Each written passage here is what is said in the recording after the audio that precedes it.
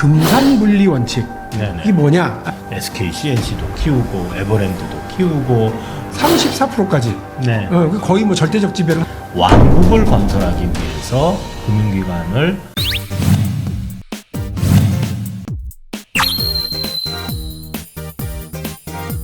인터넷 전문은행 특례 법안이 국회 상임위를 통과했습니다. 대기업들의 스타트업 투자가 더욱 활발해질 것으로 공정위는 CVC를 허용할 경우 벤처회사에 대한 내부 거래와 일감 몰아주기 등을 금산분리 원칙이 무너질 수 있다며 우려하고 있어 법안.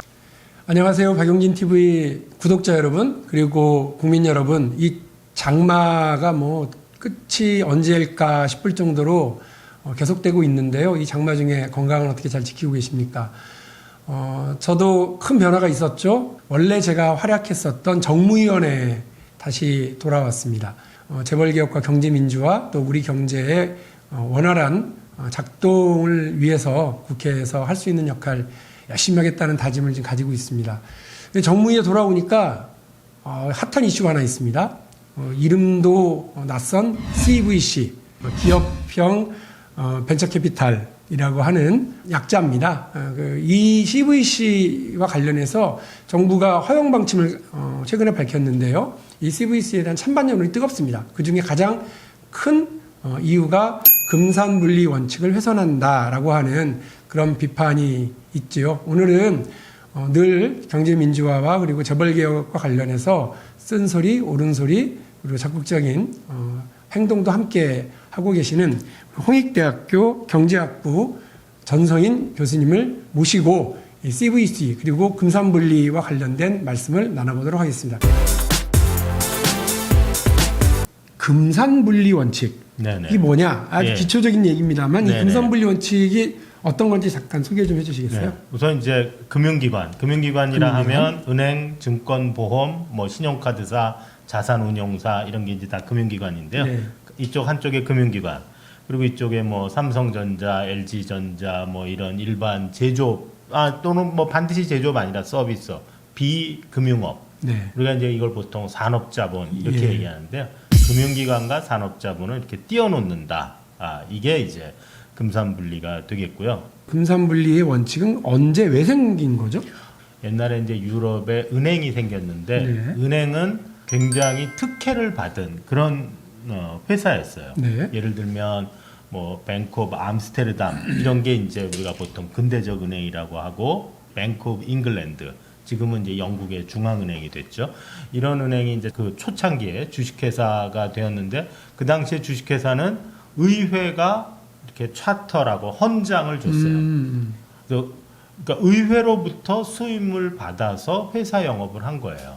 그러니까 엄청난 특혜죠. 그러네요. 그리고 은행은 뭐 우리 모두가 다 알다시피 이제 돈을 찍어내는 회사잖아요. 그러니까 나는 돈을 찍어내는 어마어마한 권능을 가지고 있는데 그런 권능을 가진 사람이 나 혼자다. 그러면 이제 이건 뭐 엄청난 특권을 가진 공룡이 되는 거고 그런 데가 막 산업에 투자를 하기 시작해서 경영권을 잡기 시작하면 경제에 이제 굉장히 커다란 문제가 생긴다. 그래서 은행이 할 수 있는 역할을 계속 제한을 해왔어요. 그리고 가능하면 니네 멀리 있어라. 이런 전통이 있었고 이제 그게 미국으로 넘어오면 미국은 이제 19세기 말 20세기 초에 여러 가지 이제 은행 제도를 시험을 했는데 뭐 조금 짧게 말씀드리면 1929년에 대공황이 생기면서 예. 그 이전에 이제 은행들이 뭐 증권업을 같이 하고 또 증권업을 통해서 회사도 투자하고 이랬다가 회사가 망하니까 은행도 망하고 그러면서 이제 경제 전체가 아주 폭삭 망했던 경험이 있어서 그 이후에 이제 그런 것에 대한 반성으로 1933년에 우리가 소위 말하는 글래스 스티걸 액트라는 이제 은행법이 만들어졌고 거기서 은행업과 증권업을 분리합니다. 그다음에 이제 금산분리나 은산분리에는 은행이 산업자본을 지배하지 못하게 할 뿐만 아니라 산업자본이 금융기관 또는 은행을 지배하지 못하도록 하는 또 다른 방향이 있는데요. 미국 같은 경우에는 그것을 은행지주회사법 이런 것을 만들어서 통제를 했어요. 그래서 산업자본은 은행을 지배 못하고 은행은 산업자본을 지배 못하고 이렇게 쌍방향 고리가 완결이 되었던 것이고요. 우리나라는 1950년에 한국은행법이 6.25 터지기 직전인 5월 달에 이제 제정이 됐는데요. 은행하고는 거래하고 정부하고는 거래할 수 있지만 비은행 민간과는 거래를 못한다. 거기는 대출도 안 된다. 그렇게 막아놨거든요. 그거는 지금까지도 그 전통은 계속 되고 있죠. 그리고 이제 은행이 오면서 은행은 대출은 해주는데 또는 지급 보증은 해주지만 주식을 갖지는 못한다. 그래서 은행의 업무는 이렇게 제한시켜놨고 다른 쪽에서 은행을 소유하는 것도 은행 주식은 4%만 가질 수 있다. 네. 그런데 이제 저축은행 또는 이제 정식 명칭은 상호저축은행이고 옛날 이름은 상호신용금고입니다. 상호신용금고는 이제 사고가 많이 터졌는데요. 검사 나가 보면 걸리는 게 뭐 딱 뻔해요. 뭐 출자자 한도 위반, 동일인 대출 위반, 여신 한도 위반, 뭐 대주주 여신 한도 위반. 네네. 그러니까 거기다가 이렇게 놓고 사람들 예금하면 그거 빼다가 뭐 예를 들면 건설회사 사장님이 상호신용금고 갖고 자기 있으면 우주머리처럼. 예, 네. 갖다가 이제 이게 보통 이제 이게 사금고화 그런 거죠. 그래서 요새도 재벌의 사금고화 혹은 대주주의 사금고화를 방지해야 된다. 이런 게 금산분리의 중요한 특성인데요. 네. 많은 분들이 그것만 생각을 하세요. 그런데 왕국을 건설하기 위해서 금융기관을 필요로 하는 경우가 굉장히 많이 있어요. 그러니까 제가 재벌 총수다. 그럼 제 밑에 이제 회사가 많이 있어야 예. 이제 여러 가지 이제 자부심도 커지고 어깨도 넓어지고 이제 이럴 것 아니겠어요? 우리도 자동차 만들자. 이런다는 거죠. 예. 그런데 문제는 자기가 돈이 없다는 거예요. 예, 예. 그러니까 뭐 재벌 총수니까 우리보다 돈이 훨씬 많지만 그 많은 회사를 다 자기 돈으로 주식을 사서 거느릴 돈이 없다는 거예요. 그러면 어떻게 하느냐? 방법은 세 가지인데 하나는 남의 돈을 이용하는 거, 하나는 피라미드를 만드는 거, 하나는 거미줄 투자를 하는 거. 그러니까 막 이렇게 서로 복잡하게. 예. 근데 이제 그 피라미드를 만드는 방법, 그게 이제 소위 지주회사 체제인데요. 그렇게 된 대표적인 재벌이 SK입니다. 네. 그 다음에 순환출자로 뱅글뱅글 고리를 연결한 게 현대차, 모비스, 뭐 현대차, 뭐 이렇게 기아차 이렇게 해서 뱅글뱅글 도는 것이고요. 그 다음에 금융기관을 이용해서 남의 돈으로 지배하는 대표적인 그룹이 삼성이에요. 네. 그래서 삼성은 이재용 부회장이 이 생명을 지배함으로써 간접적으로 전자를 지배하는. 그러면 왜 그 구조가 성립하게 됐냐 하면 보험회사는 옛날에 이제 여러 가지 보험 상품을 팔고 돈을 많이 받았어요. 수신을 했어요.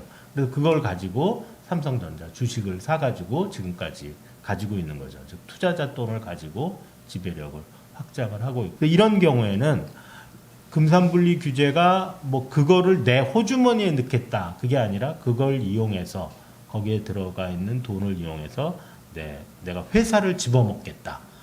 그래서 커다란 이제 경제적 집단을 가지고 그러면 이제 국민 경제 전체적으로는 경제력 집중, 일반 집중 뭐 이런 문제가 생기고 회사의 경영과 관련해서도 효율성이 떨어질 수밖에 없어요. 예를 들면 총수가 돈을 안 넣었으니까 회사가 잘 돼도 나한테 돌아오는 게 없고 회사가 안 돼도 내가 손해 보는 게 없어요. 그렇죠. 예. 그런데 여기에 똑같이 우리 이 재벌 집단의 계열사인데 내가 50% 투자한 회사가 있다. 그럼 이 회사는 잘 되면 내가 좋은 거고 잘못되면 내가 슬픈 거예요. 근데 얘도 있고 내가 얘도 지배한다. 그러면 어떻게 하겠어요? 당연히 여기서 돈을 빼다가 이쪽에다가 갖다 주겠죠. 그걸 이제 문자 그대로 금고 다이알에서 돈을 100원을 빼다가 이렇게 주는 거는 이제 이쪽 회사에서 횡령 배임 그렇게 되니까 그건 못하고 야 너 얘랑 거래할 때 물건 살 땐 비싸게 사주고 일감 쌀 몰아주고. 때는 뭐 이렇게 하고 그러니까 뭐 부당거래도 하고 일감도 몰아주고 그리고 이걸 막 키우는 거죠. SK, CNC도 키우고 에버랜드도 키우고 뭐 글로비스, 모비스 이런 것도 키우고 이제 뭐 막 이러는 거죠. 그렇기 때문에 그런 이렇게 지배력 총수가 자기 돈을 들이지 않은 회사가 계열사 내에 많으면 많을수록 그 계열사 내의 경영은 왜곡될 가능성이 있다는 거죠. 그래서 커다란 덩치로 국민경제 전체에 압박을 가할 뿐만 아니라 개별 회사 차원에서도 비효율이 많이 있을 수 있다. 그래서 우리가 이제 이런 걸 막자라는 네. 그런 얘기입니다. 이 은행이 여러 산업에 이렇게 네. 투자를 대출을 하거나 대출을 내주거나 이렇게 됐을 때 자칫 어느 회사에서 위기가 발생해. 신뢰 위기가 발생합니다. 네. 그러면 막 대출을 걷어들이고 네. 그리고 비올 때 예산 걷기. 그렇죠. 예. 이런 일이 벌어지게 되니까 우리 은행이 네. 금융기관이 위기의 전파자가 되는 그렇죠. 근데 그런 일들을 또 막기 위해서도 이게 일정한 한도 이상으로 대출해줘서도 안 되고 네. 또 사적인 관계가 있는 그 관계에서는 더더욱이 안 되고 산업자분이 은행을 좌지우지하고 있으면 자꾸 그런 거를 위배하고 싶은 은행은 산업자분이 지배하지 않는 금융기관이고 저축은행은 지금도 산업자분이 지배하는 회사잖아요.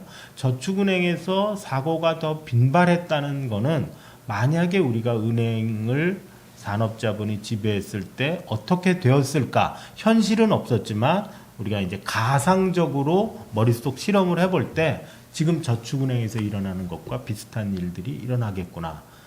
그러면 그 비용은 누가 지불하냐? 국민들이 지불해요. 어떻게 지불하냐? 예금보험 기금을 보면 저축은행에 대한 예금보험 기금은 펑크가 난 지 아주 오래됐습니다. 심지어 다른 데서 목표기금이라고 이렇게 쌓아놨던 것까지 허물어가지고 2011년 저축은행 구조조정할 때 거기다 다 20몇 조 원을 갖다가 넣었거든요. 아까 말씀하실 때 은행은 그래도 산업자본이 지배하지 않아서 사고가 덜 난 거 아니냐라고 얘기를 하셨는데 그렇지 않죠? 최근에 인터넷 은행이 예. 논란이 돼가지고 네. 34%까지 네. 거의 뭐 절대적 지배를 한다는 얘기죠. 네. 인터넷 전문은행 특례법의 골자는 은행법이 4%까지만 허용하고 있는 산업자본의 은행 지분 보유 한도를 인터넷 전문은행에 대해선 34%, 지분의 3분의 1 정도까지 확대해 주는 겁니다. 네. 뭐 ICT 기반 산업들만 들어온다 뭐 이렇게 했지만 그래서 어쨌든 산업자본인 KT가 들어와서 34% 그리고 공정거래법상의 부당한 거래 네, 행위들을 이제 자행했었던 것도 봐주기로 네. 최근에 법 개정이 돼서 네. 슬픈 일이죠. 이게 20대 국회 마지막에 한 번은 본회의에서 부결했죠. 제가 반대 토론에서 부결이 됐었는데 인터넷 은행법은 혁신 기업을 위한 것이지 불법 기업을 위한 특혜나 면제부가 되어서는 결코 안 됩니다. 이번 인터넷 은행법 개정안을 다시 만들어져야 한다고 생각합니다. 공정거래법을 위반했더라도 인터넷 은행 대주주가 될 수 있도록 기준을 낮춘 인터넷 은행법 개정안이 국회 본회의에서 부결됐습니다. 그 부분이 최종적으로는 다시 통과가 되면서 지금 아주 위험천만한 상황. 예. 뭐 인터넷 전문은행 간단히 말씀을 드리면 이제 사실은 인터넷 전문은행법을 입법할 때는 일단 풀어주되 행위 규제나 대주주 요건은 우리가 엄격하게 심사하겠다. 예, 답을 쳤었죠. 오히려 원래. 거꾸로 그땐 그랬거든요. 그래갖고 그 구체적인 예가 특경가법, 특정경제범죄에 대한 가중처벌법을 추가로 넣었어요. 원래 적격성 요건에는 공정거래법 위반하면 안 된다, 세법 위반하면 안 된다, 금융 관련 법령 위반하면 안 된다. 요것만 있었는데 우리 세게 심사하겠다.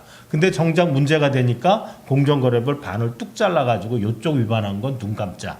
이렇게 된 거예요. 결국은 맨 끝에는 뭐 그런 무리수까지를 하면서 정말 당초에 요구에 이렇게 표방했던 그런 어떤 좋은 일들이 일어났는가? 300인의 전사가 엄청난 고용을 그러면 촉발했는가? 아니면 중금리 대출이 활성화돼서 서민들이 행복해졌는가? 아니면 은행권의 매기가 돼가지고 은행들이 정신을 번쩍번쩍 차리고 엄청난 금융혁신을 하고 이 사람들을 우러러보게 되었는가?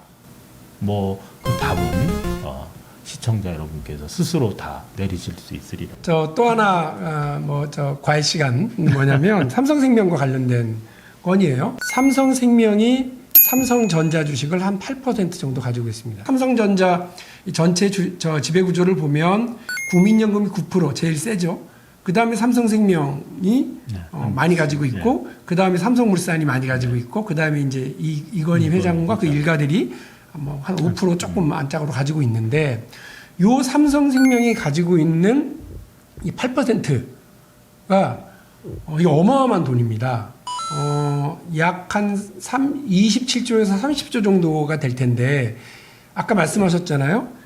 금융기관이 산업에 투자를 일정한 이상으로 많이 하지 못하고 많이 가지고 있으면 안 된다. 왜냐하면 만일에 지금 삼성전자가 잘 나가지만 삼성전자가 잘 안 된다. 삼성전자가 뭐 매출이 급감했다. 이 위기징후가 발생을 하게 될 경우에 삼성전자 주가는 떨어지겠죠. 네. 그러면 삼성전자 주가를 많이 가지고 있었던 삼성생명은 커다란 손실을 또 이제 손실을 보게 되죠. 네. 그러면 삼성생명은 어떻게 해야 돼? 다른 데 대출해 줬었던 멀쩡한 회사들 대출을 또 땡겨와야죠. 회수를 해서 자기 안정성을 네. 높이려고 할 것 아닙니까? 네. 이렇게 하다가 아까 말씀드렸던 위기의 전파자 네. 역할을 하게 되는 것 아니냐. 요 얘기를 제가 정무위원회 돌아와서 첫 번째 그 질의 때 금융위원장한테 요 부분을 지적을 했더니 아유 박용진 의원님 말씀이 맞고 네. 요 위기 상황에 대해서 우리가 대처를 해야 된다고 생각한다. 법 만드는 것도 찬성한다. 그러면서 하시는 말씀이 삼성 쪽 사람 만날 때마다 왜 안 하냐고. 좋은 말로 도덕적 설득. 이 사람아 위험하잖아 이런다는 거예요. 그래서 내가 한심스러워서요. 제가 정무위원회가 열릴 때마다 요 문제는 반드시 짚고 넘어가기로. 네, 네. 이게 사실은 이게 법은 정해져 있는데 네. 이 법이 왜 안 지켜지느냐? 바로 그 금융위원회가 만든 보험업 감독 규정 때문이잖아요. 그렇죠. 이 규정에서는 또 이 삼성생명이 가지고 있는 삼성전자 지분을 시중 가격으로 네. 이게 계산하는 게 아니라 네. 처음에 취득했을 때 취득 원가 네. 많았을 때는 5만 원, 쌀 때는 몇천 원 네. 이렇게 계산해 준다는 거 아니에요? 네. 이게 삼성생명 딱한 군데만. 아주 이 뭐 특혜 중에 황제 특혜이고요. 삼성이 미워서 그러냐 박용진 전성임 교수님이 삼성이 미워서 그게 아니고요. 아까 말씀드린 것처럼 이 위험의 폭탄, 시한폭탄을 쥐고 있고 그걸 못하게 하고 있는 법이 분명히 있는데 그렇죠. 이렇게 방치하고 있는 건 대한민국 그 금융당국이 해서는 안 될 일이다. 그렇죠. 그 말씀을 그렇죠. 딱 드리고 오늘 본론을 계속 들어가겠습니다. 금산분리와 관련해서 이거 훼손하면 안 됩니다라고 얘기를 하면 꼭 하는 반론이 뭐냐면 그 낡은 원칙이다.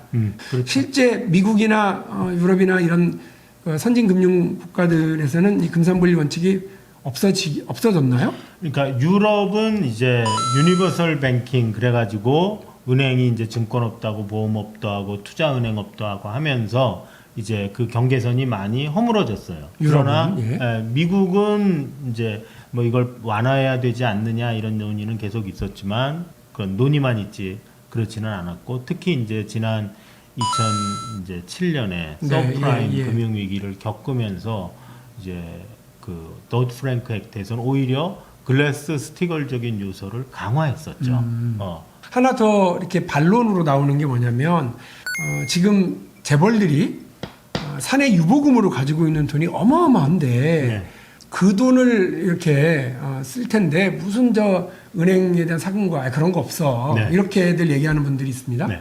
그거는 이제 계열사가 돈이 있는 거하고 총수 주머니에 돈이 있는 거를 구분을 안 하면 헷가닥하고 그런가? 그러면 이제 괜찮은가? 이렇게 생각이 드는 거죠.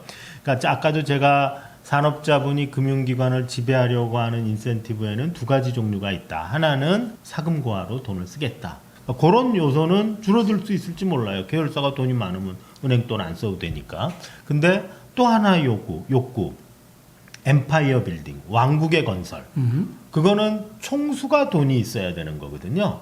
근데 이제 총수가 돈이 없으면 계열사가 돈이 아무리 많아도 그건 내 돈이 아니거든요. 계열사 돈을 내가 횡령하지 않는 한 그러면 역시 금융기관을 지배해서 금융기관이 가지고 있는 다른 투자자의 돈 그거를 주식 사는 데 써서 엠파이어를 빌딩할 욕구는 계속 있는 것이고 뭐 나중에 CVC하고도 연결되는 얘기지만 그럼 어떡하느냐 금융기관을 만들어 거기다 펀드를 만들어 그리고 거기다가 계열사 빵빵하게 돈 많은 그 계열사 돈을 쏴줘 그리고 그걸로 회사를 지배해 자기가 가진 계열사의 돈을 규제를 회피해서 쉽게 쓰기 위해서도 금융기관이 필요하다 아직도.